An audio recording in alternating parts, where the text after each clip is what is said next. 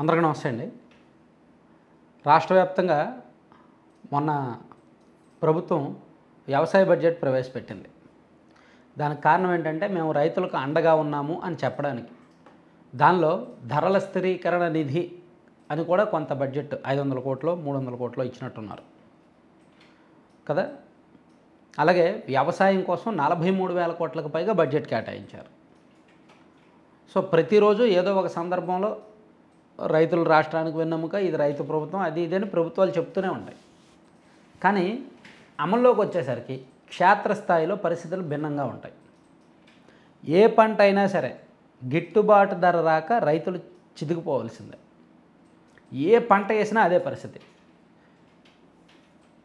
So ఇప్పుడు నాకు ఎందుకు ఈ మాట చెప్తున్నానంటే, ఇందాక ఒక రైతు, పత్తి రైతు నాకు మెసేజ్ చేశారు. నమస్కారం అన్న, నా పేరు శ్రీకాంత్, నేను ఒక రైతుని, 5 ఎకరాలు పత్తి వేశాము, కానీ అమ్ముకునేసరికి మద్దతు ధర కంటే తక్కువగా అడుగుతున్నారు. ఒక క్వింటాకు 5,000 చొప్పున అడుగుతున్నారు. CCIకి వెళ్దాం అనుకుంటే 5 రోజులు 6 రోజులు వేచి ఉండాల్సి వస్తుంది. కానీ కొంటారో లేదో తెలియడం లేదు.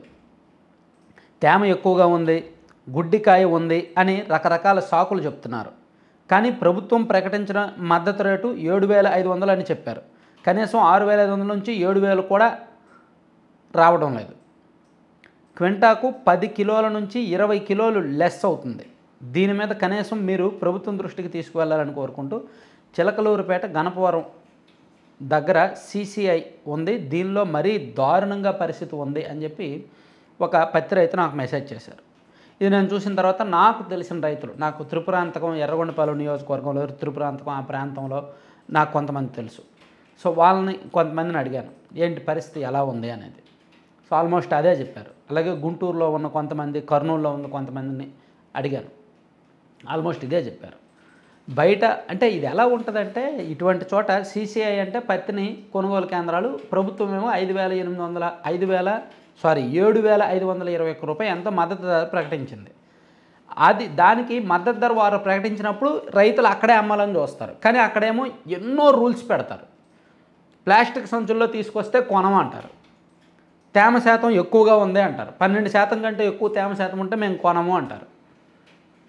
వాళ్ళు కొనుగోలు చేస్తారని తెలీదు, కానీ ఒక పెద్ద లైన్ ఉంటుంది, పెద్ద క్యూ ఉంటుంది, రోజుల తరబడి అక్కడ వెయిట్ చేయాలి. పోనీ 4-5 రోజుల తర్వాత వెయిట్ చేసి అక్కడికి తీసుకెళ్ళినా కొంటారో లేదో తెలియదు. ఈలోగా దేనికి తీసుకెళ్తే దానికి బాడుగు ఇవ్వాలి, ట్రాన్స్పోర్టేషన్ ఖర్చు ఉంటుంది, అద్దె ఉంటుంది, కిరాయి, ఇవన్నీ ఉంటాయి కదా. ఇది రైతులకు ఎదురవుతున్న ప్రాక్టికల్ సమస్య. ఇలా ఏ పంట విషయంలో అయినా అంతే. కాకపోతే పత్తి ఇప్పుడు సీజన్ కాబట్టి, కరెంట్ సబ్జెక్ట్లో ఉంది కాబట్టి, నాకు ఆ రైతులు కొంతమంది ఇష్యూస్ చెప్తున్నారు కాబట్టి నేను చెప్తున్నా. అదోని మార్కెట్లో కానీ, లేదా చిలకలూరుపేట దగ్గర మార్కెట్లో కానీ ఎక్కడ చూసినా సరే CCI ఏమో అఫీషియల్గా అంత రేటు చెప్తున్నారు, వాళ్ళు కొనట్లేదు. అక్కడే బయట దళారులు ఉంటారు, ప్రైవేట్ వ్యాపారస్తులు ఉంటారు. వీళ్ళేంటి, వాళ్ళు అలాగే చెప్తారు, వాళ్ళు కొనరు, మీరు మాకు ఇచ్చేయండి, 5,000కో 5,500కో ఇస్తామని చెప్పి, స్పాట్ క్యాష్ ఇస్తామని చెప్పి తీసుకుంటారు. అంటే రైతు అక్కడ గత్యంతరం లేని పరిస్థితుల్లో ప్రైవేట్ దళారులకు అమ్మాల్సి వస్తుంది. ఆ గత్యంతరం లేని పరిస్థితిని క్రియేట్ చేస్తున్నది CCI వాళ్ళు. దీనికి ప్రభుత్వం యాక్చువల్లీ మార్గం చూపించాలి. రాష్ట్ర వ్యాప్తంగా దాదాపుగా 1,50,000 నుంచి 2 లక్షల మంది రైతులు ఉన్నారు ఇలా నష్టపోతున్న వాళ్ళు.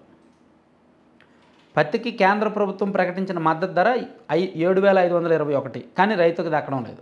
కర్నూలు జిల్లా అదోని మార్కెట్లో 5,480 క్వింటాల పత్తి దిగుబడులు వస్తే క్వింటా ధర 4,211 రూపాయలు, గరిష్టంగా 7,000 ఇస్తున్నారు. యావరేజ్గా 6,500 అలా నడుస్తుందన్నమాట. తేమ శాతం ఎక్కువగా ఉంది, గింజ పొడవు, అది రకరకాల సాకులు చెప్పి ధరలు తగ్గించేస్తున్నారు అని మనకి చాలా చోట్ల నుంచి ఇది వస్తుందన్నమాట. సో దీని మీద ఎందుకంటే నేను ఈ మాట అంతా చెప్తున్నా, కూటమి ప్రభుత్వం అన్ని వర్గాలు ఓట్లు వేస్తేనే అధికారంలోకి వచ్చారు. గతంలో వైసీపీ అధికారంలో ఉన్నప్పుడు రైతులకి ఏం చేసినా చేయకపోయినా ఎక్కువగా చేసినట్టు మార్కెట్లోకి తీసుకువెళ్ళగలిగారు. రైతు భరోసా కేంద్రాలు ఉన్నాయి, అది చేసేసాం, రైతు భరోసా అని ప్రతి సంవత్సరం డబ్బులు ఇచ్చేస్తాం, అది ఇదని చెప్పుకొచ్చారు. కానీ వాళ్ళు ఏం చేయలేదు కాబట్టే రైతులు అన్ని వర్గాలు వాళ్ళకి వ్యతిరేకంగా ఓటు వేశారు. సో ఈ ప్రభుత్వం ఇందులో కష్ట నష్టాలు తెలిసిన వాళ్ళు అందరూ కూడా ఉన్నారు. అందులోకి రైతులకు కాస్త అండగా ఉంటారనే హోప్స్ ఉన్నాయి ఈ ప్రభుత్వం మీద. సో ఈ ప్రభుత్వం వచ్చిన కొత్తలోనే ఇటువంటి కష్టాలు ఉంటే భవిష్యత్తులో ఇంకా చాలా ఇష్యూస్ వస్తాయి. కాబట్టి ధరల స్థిరీకరణ అది ఎంఎస్పి అనేది ఉంటుంది కదా, ధరల స్థిరీకరణ నిధిలో భాగంగా కొంత ఏర్పాటు చేశారు. కాబట్టి దానికి దీనికి సంబంధం లేకపోయినప్పటికీ గిట్టుబాటు ధర రాని రైతులను గుర్తించి ప్రభుత్వం ఆదుకోవడమా, లేదంటే ఖచ్చితంగా మార్కెట్ ధర ప్రకారమే సిసిఐ వాళ్ళు కొనుగోలు చేసేలా చేయడమా, ప్రభుత్వం కాస్త స్ట్రిక్ట్గా ఉండాలి. ఈ పత్తి సీజన్ మ్యాక్సిమం ఎంత ఉంటుందండి, ఇప్పుడు తీశారు మ్యాక్సిమం ఈ 15 రోజులు నెల రోజులు కాస్త మార్కెట్లో హడావిడి ఎక్కువగా ఉంటుంది, రైతులందరూ తీసుకెళ్తూ ఉంటారు. సో ఈనాళ్ళు అక్కడ ఆ కేంద్రాల దగ్గర కొంచెం కాపలా పెట్టడం, నిఘా ఎక్కువగా పెట్టడం, అధికారులకు కొంచెం జాగ్రత్తలు పెట్టడం, వీలైతే సిస్టమ్ కూడా దీనిలో ఇన్వాల్వ్ అవ్వడం, ఇవన్నీ చేస్తే మంచిది. సో వ్యవసాయ శాఖ మంత్రి అచ్చెన్నాయుడు గారు యాక్టివ్ అవ్వాలి. యాక్టివ్ అయ్యి దీని మీద డైలీ రివ్యూస్ చేసుకుంటే బెటర్. లేకపోతే మాత్రం ఈ రైతు కష్టం ప్రైవేట్ దళారుల చేతికే వెళ్తుంది తప్ప రైతుకు మాత్రం ఉండదు.